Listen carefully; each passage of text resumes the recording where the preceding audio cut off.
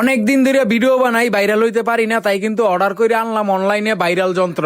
আসসালামু আলাইকুম, আশা করি সবাই ভালো আছেন। আলহামদুলিল্লাহ, আপনাকে দোয়ায় আমি অনেক ভালো আছি। অনলাইনে একটা জিনিস অর্ডার করছিলাম, ওই জিনিসটা আজকে আমার কাছে লই আইছে, ওই জিনিসটা আমি রিসিভ করতে আইছি। ভিডিওর শুরুতে আমি বলছিলাম যে ভাইরাল যন্ত্র অর্ডার করছি, আর কি ভাইরাল যন্ত্রটা অর্ডার করছি আমার পুরো ভিডিওটা দেখলেই আপনারা বুঝতে পারবেন। এখন কিন্তু ভাইরাল যন্ত্রটা আমার হাতে আমি লইলাম, মামার তেনে এই যে চারিদিকে ঘুরাই মুড়াই দেখতাছি। আমি কিন্তু মামার এখন টাকা দিছি, টাকাটা চেক করতেছে, কারণ অনেকেতে অনেক সময় বাটপারি সিটারি করে।